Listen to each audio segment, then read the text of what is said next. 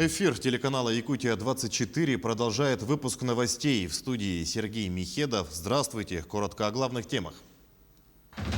Объемы добычи угля в Якутии вырастут в этом году в 2 раза. Глава региона принял участие в совещании по развитию угольной отрасли. «Вечная память народа» – документальный фильм о трагическом событии в истории региона презентовали в Якутске. Здесь склоны гор соответствуют олимпийским стандартам. Современный горнолыжный комплекс появится в Алданском районе. Глава Якутии принял участие в совещании по развитию угольной отрасли. Его провел Владимир Путин. Президент отметил, что в развитии угольной отрасли необходимо выстраивать планы как на 3-4 года, так и на длительную перспективу, исходя из стратегических вызовов и ситуации на мировом угольном рынке. С 2017 года добыча угля в России стабильно превышает 400 миллионов тонн в год. Более половины этого объема поставляется на экспорт. Основными потребителями выступают страны Азиатско-Тихоокеанского региона. В Якутии за 10 лет добыча угля выросла в 2 раза и составляет 20 миллионов тонн. В этом году объемы добычи возрастут еще в 2 раза и приблизятся к 40 миллионам тонн. Поручаю правительству представить дополнительные предложения по расширению восточного участка БАМа. Речь идет об увеличении вывоза угля из Якутии в восточном направлении. Руководитель об этом тоже упоминал. Прошу проработать механизмы финансирования этого проекта, включая возможности Фонда национального благосостояния, как предложил сегодня в ходе совещания министр экономического развития. Также Владимир Путин заявил об эффективности отечественных вакцин даже против новых штаммов COVID-19. Президент сообщил об этом на встрече в Москве с руководителем Федерального медико-биологического агентства Вероникой Скворцовой. Подробности далее. Совсем недавно Европу захлестнула очередная волна заболеваемости, на этот раз новым штаммом COVID-19. Однако здесь, в России, массовое прививание началось еще в январе этого года. При этом действенность вакцины доказана практически на 100%. Как мне докладывали, имеющиеся у нас сегодня вакцины эффективно работают и против этих штаммов, которые так сегодня всех в Европе пугают. Да не только в Европе. Испытания этих вакцин, которые сталкивают с вирусом, показывают, что вакцины наши эффективны против этих штаммов. Помимо прочего, ФМБА готовит новый препарат от коронавирусной инфекции МИР-19, чья первая фаза испытаний стартовала еще в декабре прошлого года. Уникальный препарат, основанный на применении микро-РНК, блокирующих определенные сайты РНК вируса. И те сайты, которые отвечают за копирование молекулы вируса. Это так называемый РНК-полимеразный сайт. Вот этот препарат, мы его назвали МИР-19, потому что микро-РНК, он, во-первых, абсолютно безопасный для человека, он не влияет на геном человека, он не влияет на иммунитет человека, но при этом высокоэффективно поражает вирус. А тем временем Скворцова отметила, что с учетом настороженности в отношении изменчивости вируса, в ФМБА также разработаны специальные тест-системы, способные не только подтвердить наличие вируса, но и выявить его штамм. Саргалана Неустроева, Айтал Колесов, Москва. Результаты тестов на COVID-19 можно будет узнать по QR-коду. Сделать это станет возможно в мобильном приложении. Такой проект постановления правительства Минцифры разместила на портале проектов правовых актов. Организации, которые проводят тесты ПЦР и собирают анализы на антитела к коронавирусу, должны будут передавать результаты исследований в уполномоченный референс-центр. В мобильном приложении Минцифры через QR-код можно будет получить доступ к этим данным, а также к результатам анкетирования прибывающего на территорию России и результатам вакцинации. Передача сведений будет возможна только с согласия гражданина. Комплексные проверки готовности систем оповещения населения проведут сегодня во всех регионах страны. На 10 часов 40 минут по местному времени запланирована подача сигнала «Внимание всем». Запустят электросирены и громкоговорители с замещением эфира на общероссийских теле- и радиоканалах, сообщает МЧС России. Цель проверок – отработка своевременного доведения проверочных сигналов и информации до населения. МЧС обращается к гражданам с просьбой сохранять спокойствие. В Нерюнгринском медколледже стартовал региональный отборочный этап 7-го национального конкурса «Обилимпикс». В связи с послаблениями противоэпидемического режима он проходит в очном формате. Тамара Игнатьева ознакомилась с дисциплинами. В отборе на финал по компетенции «Медицинский социальный уход» в категории «Школьники» участвуют 5 учащихся из 18-й школы и специальной коррекционной школы города Нерюнгри. Были заявки от школьников речевой школы города Якутска, но по определенным причинам приехать они не смогли. Подготовка школьников проходила на базе нашего Нерюнгринского медицинского колледжа. Ребята прошли большой этап отборочный, потому что у нас проходили отборочные этапы перед региональным этапом. Задание построено из одного модуля, в котором заложена определенная ситуационная задача. Ребята также осваивают новое оборудование, которое расположено на площадке, и действуют по ситуации. Как говорят эксперты, задания по сравнению с теми, что были предыдущие годы, стали намного сложнее. Если раньше школьники заранее знали заданные цели, то в этот раз они получали информацию непосредственно от пациента.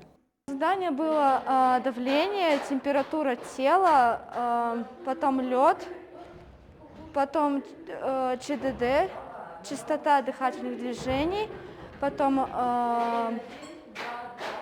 гигиеническая обработка лица, бандаж и скользкая простынь. Девятиклассница Полина участвует в чемпионате первый раз, но, судя по ее передвижениям на площадке и то, с какой уверенностью она совершает необходимые манипуляции, сложно поверить, что это еще школьница. Хотя Полина признается, что волновалась, как на любом экзамене. Выполнила я все задания, волновалась очень сильно, и мне было очень страшно. В процессе подготовки мне понравилось заниматься, делать какие-то манипуляции, лечить больного, и меня это очень вдохновило. И я хочу поступить в медколледж после 9 класса. Задания, которые выполняют сегодня школьники, уже на уровне стандартов чемпионата WorldSkills. Завтра участников ждет экскурсия и обучающая программа по оказанию сердечно-легочной реанимации. Затем состоится церемония закрытия, где будут озвучены имена победителей. Тамара Игнатьева, Вадим Барашков, Нерюнгри. Документальный фильм «Вечная память народа» презентовали в Якутске. Картина повествует об одном из трагических событий в истории региона времен Великой Отечественной войны – Чурапчинском переселении. Подробности у нашего корреспондента Юрия Осипова. 40-е годы запомнились якутянам, в том числе одной из самых трагических страниц в истории республики.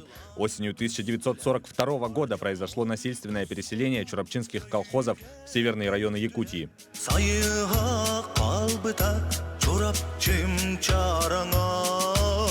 По словам авторов фильма, это попытка переосмыслить события прошлого с позиции сегодняшнего дня. История переселения восстанавливается через воспоминания очевидцев и рассказы героев.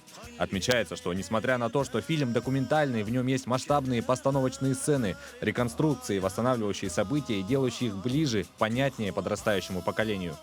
Считаем, что мы должны, нынешнее поколение должны сохранить историю нашего народа, даже трагические моменты нашей истории, и передать будущему поколению, чтобы вот такие вот страшные трагедии никогда не повторились, чтобы молодежь ценила жизнь, какой ценой вот такая жизнь досталась этому поколению, да?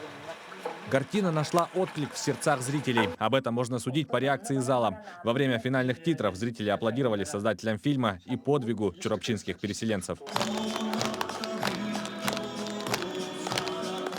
Работа над фильмом продолжалась почти 2 года. За это время съемочная группа побывала в 3 северных районах республики. Создатели говорят, что фильм можно назвать по-настоящему народным, ведь местные жители активно помогали в съемках. Сложное для меня это было 10 человек, командировка съемочной группы и артистов в Булунский улус по 4 рыболовецким участкам.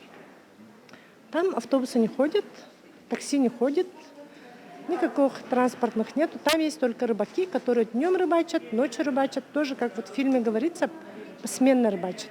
Те, кто днем работает, ночью спит. Сами участники тех событий настаивают на том, чтобы переселение не воспринималось исключительно как трагедия, поскольку это был еще и великий подвиг. Люди работали, не жалея себя, чтобы помочь одержать победу в войне. Широкий зритель сможет ознакомиться с картиной в ближайшее время. Сейчас проходит процедура получения прокатного удостоверения. Юрий Осипов, Григорий Охлопков, Якутск. В одном из поселков Большой Ялте работает парк деревянной скульптуры. Он создан по мотивам произведений писателя Антона Чехова «Вишневый сад. Возрождение». Парк является частью большого проекта «Лукоморье», который был организован 11 лет назад и проводится по всей стране.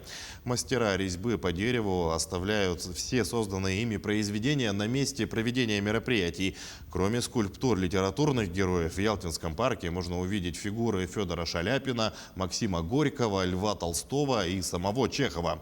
Всего в парке представлена 51 скульптура из алтайского кедра, на создание которых уходит от 1 недели до нескольких месяцев.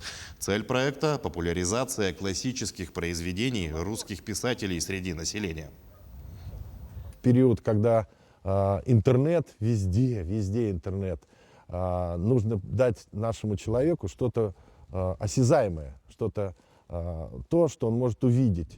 Прям вот не просто на экране, а сам потрогать руками. Надеемся, что после посещения нашего сада, нашего парка, многие захотят снова пойти в библиотеку, протянуть руку на полку и достать книжку и прочитать замечательные рассказы наших классиков.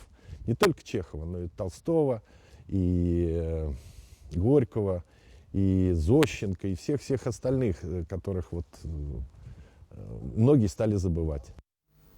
Современный горнолыжный комплекс для подготовки спортсменов и развития туризма планируют создать в поселке Лебединое Алданского района. На сегодня в районе действует центр подготовки лыжников, куда ежегодно приезжают сборные команды России и других стран. Появление комплекса позволит Якутии проводить соревнования республиканского и федерального уровней. Алданский район в декабре прошлого года посетил представитель Федерации горнолыжного спорта России. Согласно технической оценке, склоны и траверсы гор соответствуют олимпийским стандартам по ряду горнолыжных дисциплин и подходят для строительства горнолыжного комплекса. А в городском парке Якутска появится каток. Его заливают под открытым небом. Как сообщили в пресс-службе парка, открытие намечено на 4-5 марта. Каток расположен на центральной аллее напротив входа. Планируется, что здесь будет работать и пункт проката коньков. Мы следим за развитием событий. Берегите себя, носите маску, соблюдайте безопасную дистанцию. Оставайтесь с нами.